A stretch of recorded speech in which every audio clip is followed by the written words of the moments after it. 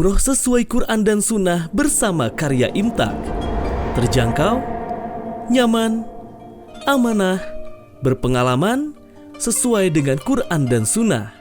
Fasilitas, perlengkapan umroh manasik dan handling, hotel bintang 4 dan 5 staraf, dekat dengan Masjid Al-Haram, pesawat Saudi Airlines Direct Jeddah, makan 3 kali sehari, bus AC dan snack, free rihlah maklim Makkah Madinah, free air jam-jam.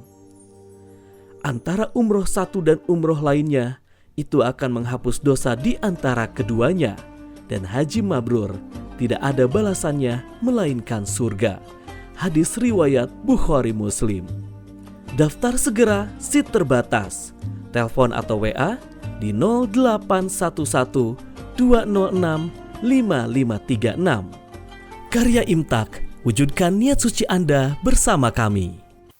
Alhamdulillahirabbil alamin, asyhadu an la ilaha illallah wahdahu la syarikalah wa asyhadu anna Muhammadan abduhu wa rasuluhu alladzi la nabiyya ba'dah. Ikhwatul iman, pemirsa Persis TV dimanapun berada, alhamdulillah kembali kami dari salah satu narasumber program dakwah Ramadan menyapa, menjumpai dan bersilaturahim dengan ikhwatul iman semua dalam rangka mentarbiyah diri kita pada program Ramadan. Dalam kesempatan ini saya ingin menyampaikan pesan Sa'ban Rasulullah SAW terkait dengan Ramadan. Ketika Rasulullah masuk pada akhir Sa'ban, seperti yang dinyatakan dalam hadis yang diterima dari Salman dan riwayat Imam At-Tirmizi, Rasul menyampaikan dengan kalimat qad adlakum syahrun alimun mubarakun. Sungguh telah menaungi kalian ya bulan yang penuh berkah. Di sana Rasul menyampaikan ada kurang lebih 10 pesan yang disampaikan Rasul terkait dengan kedatangan bulan Ramadan ya. Nah, 10 persoalan ini menjadi persoalan penting untuk kita kita renungi, kita tafakuri itu, dan tentu saja menjadi ibroh bagi perjalanan hidup kita dalam meningkatkan kualitas iman dan amal soleh kita. Hadirin untuk iman, apa saja pesan Sa'ban yang disampaikan Rasulullah tadi? Yang pertama, Rasul menyampaikan dengan kalimat ya, qad ja'akum sahrun adim. Sahrun adim itu artinya berarti bulan yang dimuliakan, bulan penuh kemuliaan. Ini memberikan edukasi kepada kita bahwa hidup mulia ini adalah sangat penting bagi kita. Tidak peduli apakah suku kita, suku bangsa kita, bahasa kita, gitu ya, atau dalam kebinekaan kita. Tapi yang paling penting dalam ajaran Islam adalah seperti yang Allah sampaikan di surat Al-Hujurat ayat 13, Auzubillahi minasyaitonirrajim, ya ayyuhallazina ya ayyuhannas inna khalaqnakum min zakarin wa unsa wa ja'alnakum syu'uban wa qabaila lita'arafu inna akramakum indallahi atqakum. Pesan bulan mulia ini harus menjadi pendidikan penting bagi kita. Bagaimana kita hadir menjadi orang yang mulia. Bagaimana kita hadir memuliakan orang lain. Dan kita dengan memuliakan orang lain berarti memberikan nilai manfaat. Makanya potensi yang Allah berikan kepada kita, baik kita sebagai laki-laki, sebagai perempuan, atau sebagai apapun, penting bagi kita mengoptimalkan peran-peran kita untuk manusia lain. Seperti pesan Rasul, khairukum anfa'uhum linnas. Yang terbaik bagi kalian adalah orang yang memberikan nilai manfaat.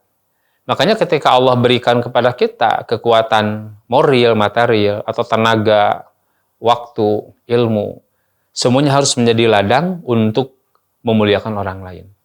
Pesan yang kedua bahwa dengan Ramadan ini ya, bahwa kita harus hidup bersama kemuliaan, terlebih dalam lingkungan keluarga di mana persoalan keluarga ini persoalan yang sangat urgent. Karena manusia karena keluarga sebagai masyarakat terkecil.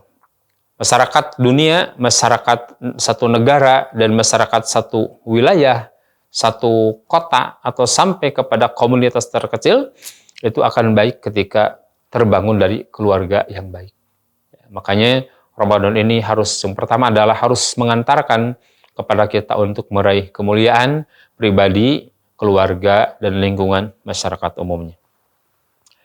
Yang kedua, Rasul menyampaikan syahrun mubarakun, bulan yang penuh berkah.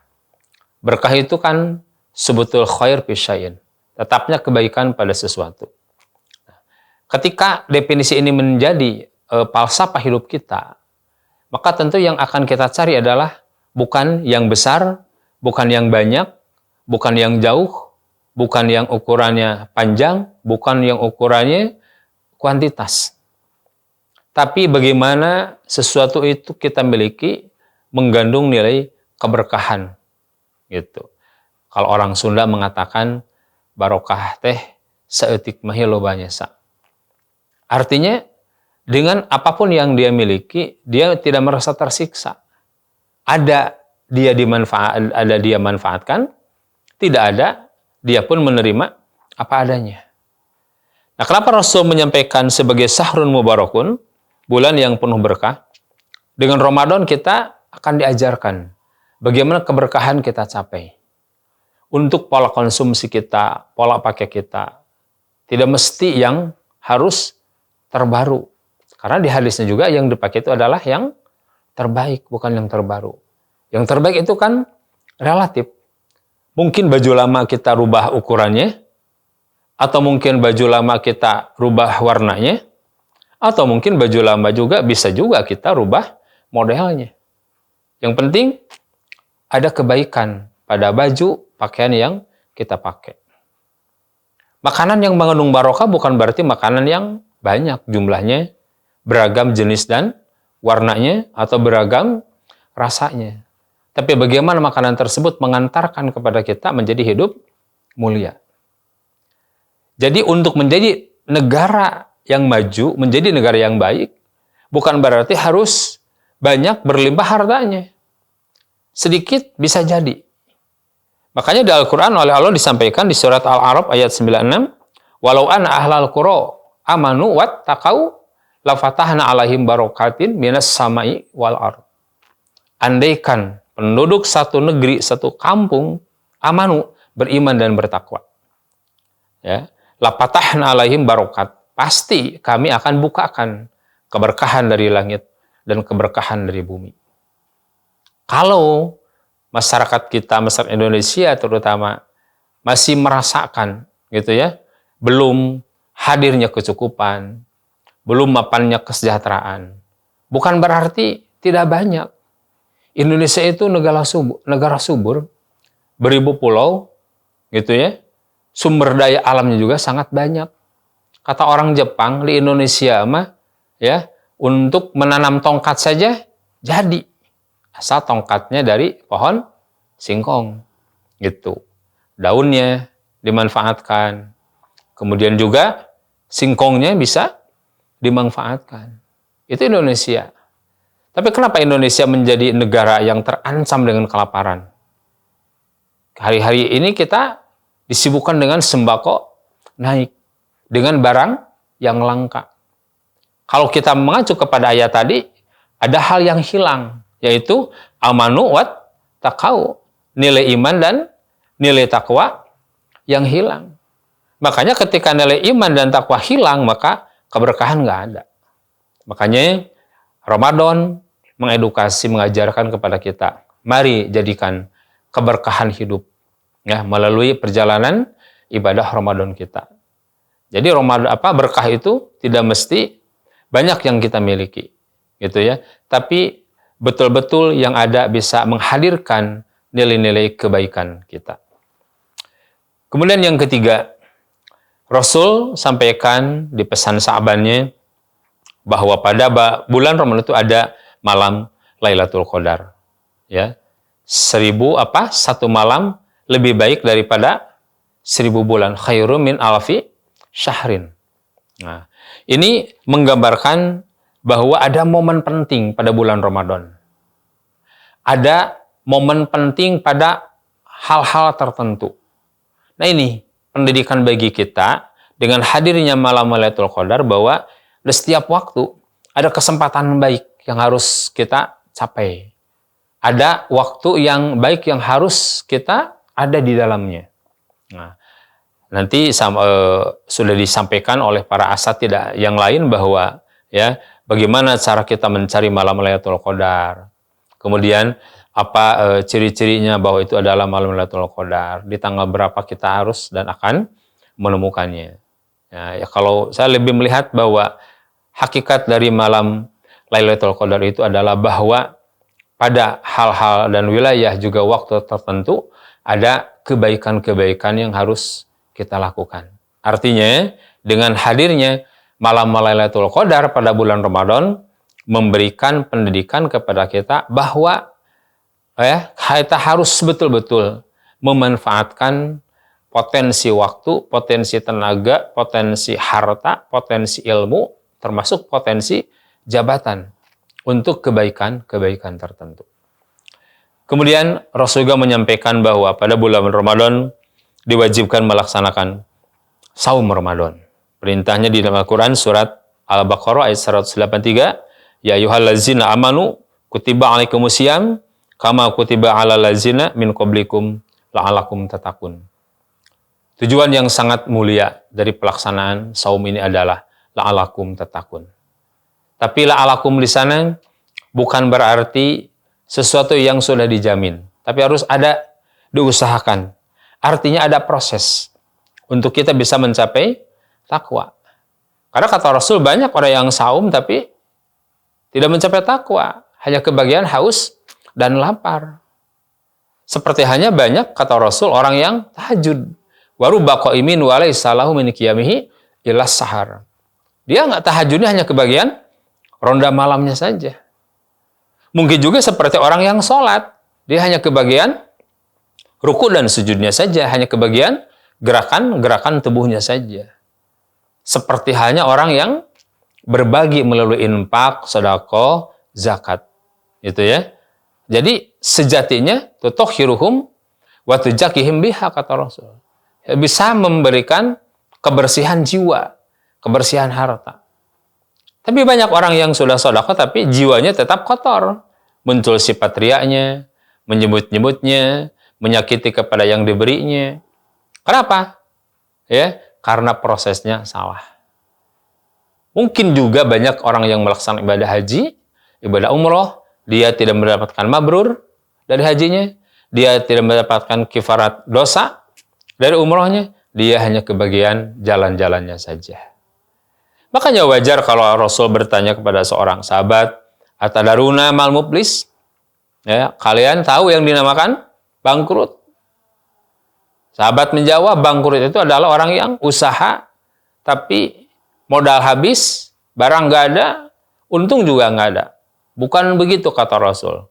Orang yang muflis itu adalah orang yang banyak beramal ketika di dunia, membawa banyak pahala ketika pulang ke akhirat, tapi di akhirat banyak orang-orang yang waktu di dunia merasa terzolimi, merasa tersakiti, dan mereka meminta ganti rugi dengan mengambil pahala yang dia bawa. Lama-lama orangnya semakin banyak, lama-lama pahalanya habis. Orang masih banyak meminta, ya, tapi pahalanya udah habis. Akhirnya dosa yang dizaliminya diberikan kepada orang tadi. Ada apa dengan dia? Kenapa terjadi bangkrut muflis? Karena dia beramal dengan proses yang salah. Proses itu akan menggambarkan hasil. Proses itu akan menghadirkan penghargaan. Kenapa ibu-ibu yang lebih banyak menangisi anaknya daripada suaminya? Ibu-ibu paling tidak 3 menangisi anaknya. Pertama ketika lahir, kedua ketika lulus sekolah, apa pelepasan SD, SLTP, SLTA, terlebih perguruan tinggi saat wisuda. Yang ketiga menangis saat anaknya menikah. Mungkin akan berbeda kadar air mata, frekuensi dan durasi air mata antara seorang ibu dengan suaminya. Kenapa? Karena seorang ibu tahu persis bagaimana proses anak itu hadir menjadi seorang sarjana, hadir menjadi seorang pelajar, hadir menjadi seorang jabang bayi. Nah, makanya semakin orang menghargai proses, dia akan bisa menghargai dirinya sendiri. Nah, jadi saum ini adalah proses untuk mencapai takwa. Jadi bukan tujuan, tapi proses untuk mendapatkan takwa. Makanya prosesnya panjang. 1 bulan gitu ya, menahan makan, minum, kemudian juga hubungan suami istri dari mulai terbit fajar sampai terbenam matahari. Tidak boleh juga mengikuti hawa nafsu. Tidak boleh ada gibah, ada namimah, ada tuhmah gitu ya. Dan juga penyakit-penyakit hati lainnya. Kenapa? Karena kita sedang berproses. Ketika prosesnya terganggu, ya, maka dia tidak akan mencapai ya hasil yang maksimal. Hadirin waktu iman, pemirsa Persis TV dimanapun berada. Kemudian Rasul menyebutkan sunnah melaksanakan Qiyamul Lail pada bulan Ramadan. Nah, pesan Sa'ban ini oleh Rasul disampaikan kepada kita bahwa bulan Ramadan bukan sekedar kita melaksanakan ibadah wajib, tapi melakukan ibadah tarawih sebagai diklat bagi kita agar pada 11 bulan yang akan datang kita terbiasa melaksanakan sholat tahajud, sholat sunat yang dianjurkan oleh Allah dan Rasulnya. Makanya untuk kita mendapatkan pelajaran dari Qiyamul Lail ini, lakukan ya dengan penuh keikhlasan, tanpa harus terburu-buru gitu, dan jangan memaksakan diri untuk berjamaah di masjid, apalagi ketika hati kita bertolak belakang dengan imam yang kita tidak suka gitu ya. Kata Rasul kan ada hadisnya itu, tidak boleh seorang menjadi imam sementara makmumnya ada yang tidak suka. Termasuk dalam tarawih itu harus hati-hati. Gitu. Kita nggak boleh memaksakan diri. Makanya Rasul tarawih di masjid hanya 3 malam saja. Kenapa? Jangan sampai ada orang yang terpaksa untuk melaksanakan sholat tarawih di masjid. Nah, hadirin waktu iman. Nah, makanya pelajaran Qiyamul Lail ini adalah sebagai edukasi bagi kita agar nanti kita terbiasa untuk melaksanakan 11 rakaat pada bulan yang lainnya. Kemudian Rasul juga sampaikan bahwa perbuatan sunat seperti perbuatan wajib. Di sini Allah memberikan apresiasi melalui Rasulnya. Ternyata di Al-Quran disampaikan di surat Al-Zalzalah ayat 7-8, "Wa may ya'mal misqala dzarratin khairan yarah, wa may ya'mal misqala dzarratin syarran yarah." Jadi walaupun sebesar zarah, gitu ya, orang sudah mengatakan sok sanajan segede siki sasawi, tetap reward poin penghargaan dari Allah itu selalu ada bagi orang yang berbuat kebaikan dan juga bagi orang yang berbuat kejahatan atau dosa. Di sini Rasulullah memberikan motivasi kepada kita dengan ibadah yang sunat pahalanya sama seperti perbuatan yang wajib, agar kita memiliki motivasi, agar kita memiliki dorongan, agar kita memiliki semangat dalam beramal. Kemudian Rasul sampaikan bahwa satu kebaikan yang dilakukan pada bulan Ramadan ini berbanding 70 hingga 700 kali lipat. Di sini Rasul memberikan semacam rangsangan bagi kita agar kita termotivasi, gitu ya. Makanya di bulan Ramadan ini amalan-amalan harus terus kita lakukan. Ya, jangan sekedar mencapai target 1 khatam Quran, teruslah dibaca.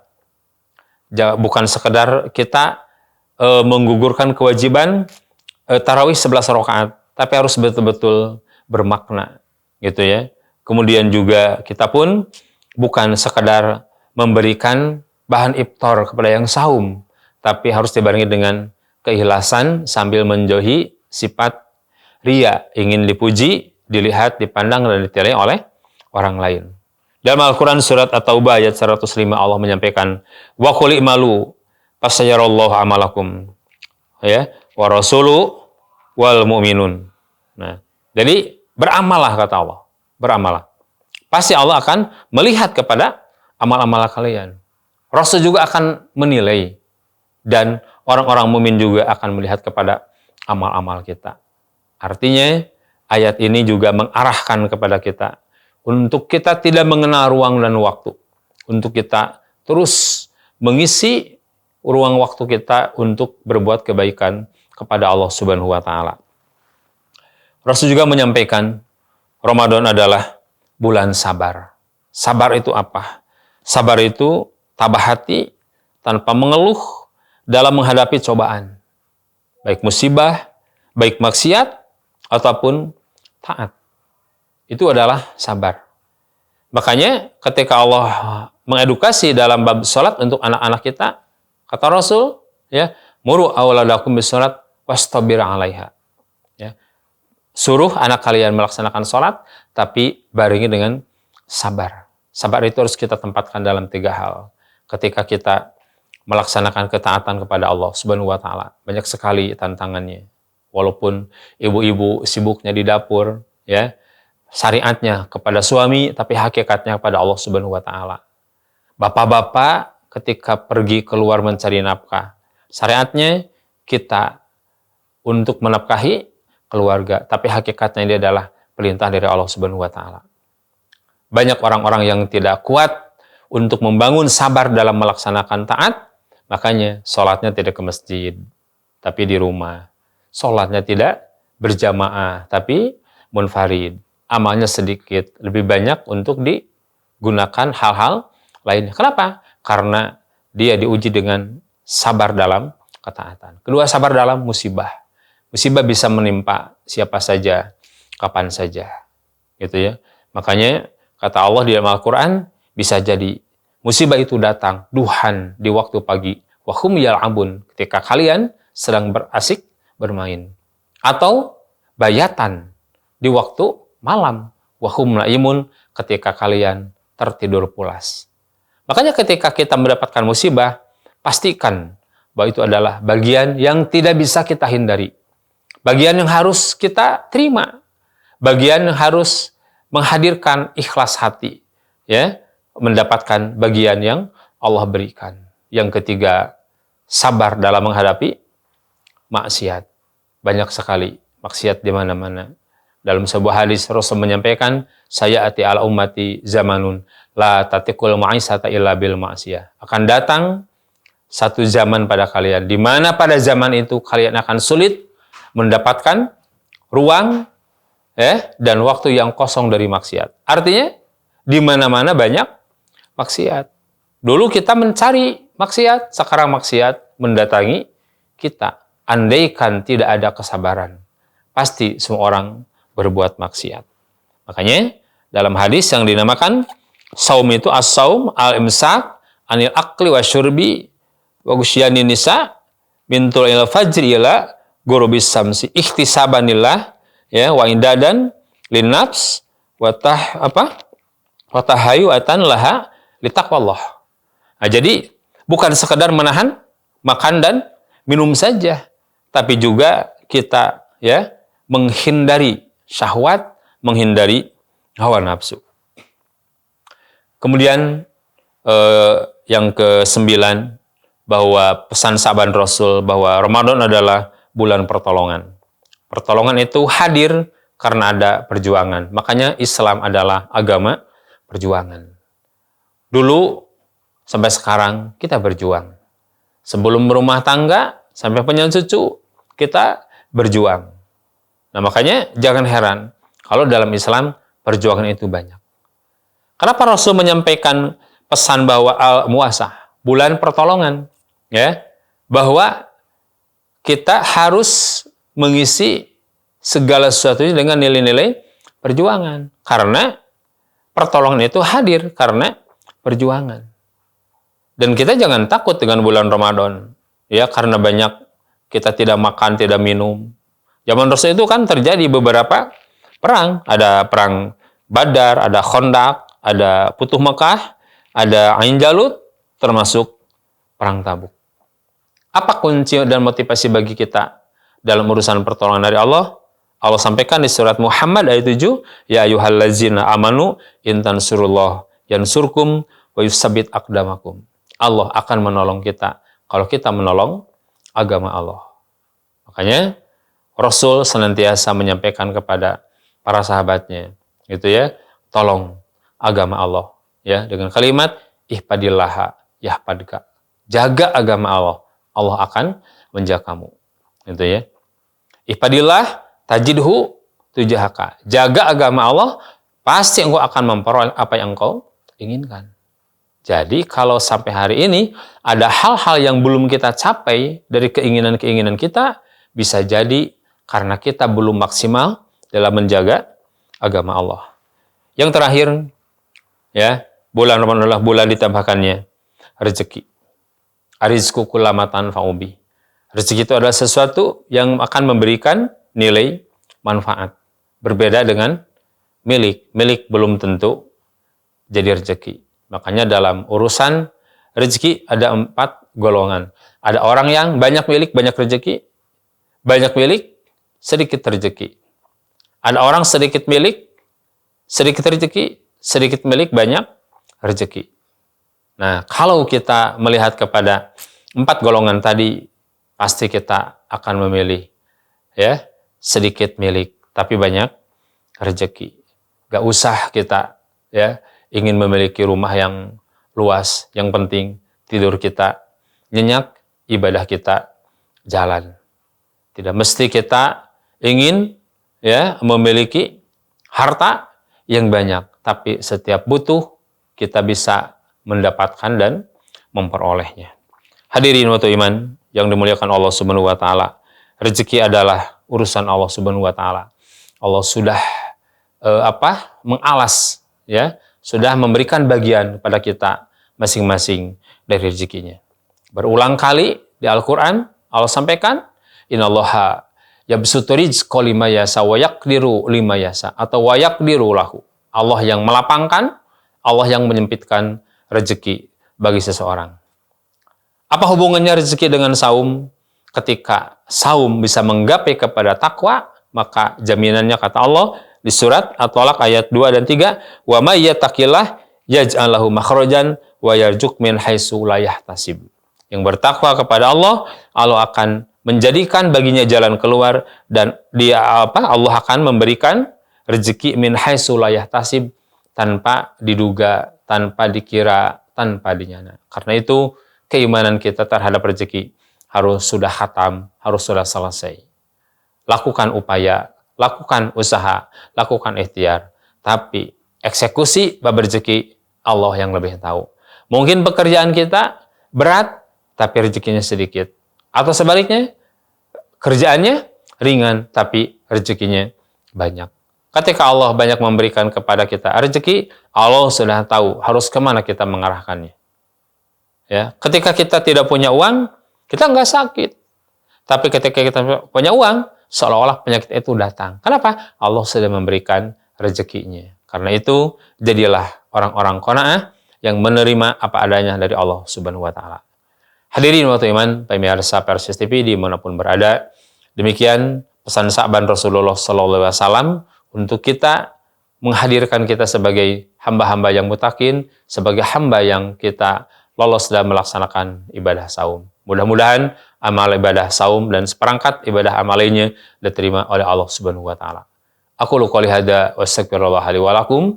Rabbana atina fid dunya hasanah wa fil akhirati hasanah wa qina azabannar. Wassalamualaikum warahmatullahi wabarakatuh. Umroh sesuai Quran dan Sunnah bersama Karya Imtak. Terjangkau, nyaman, amanah, berpengalaman, sesuai dengan Quran dan Sunnah. Fasilitas, perlengkapan umroh manasik dan handling, hotel bintang 4 dan 5 staraf, dekat dengan Masjid Al-Haram, pesawat Saudi Airlines Direct Jeddah, makan 3 kali sehari, bus AC dan snack, free rihlah maklim Makkah Madinah, free air jam-jam. Antara umroh satu dan umroh lainnya, itu akan menghapus dosa di antara keduanya. Dan haji mabrur tidak ada balasannya melainkan surga. Hadis riwayat Bukhari Muslim. Daftar segera, seat terbatas. Telepon atau WA di 0811 206 5536. Karya Imtak, wujudkan niat suci Anda bersama kami.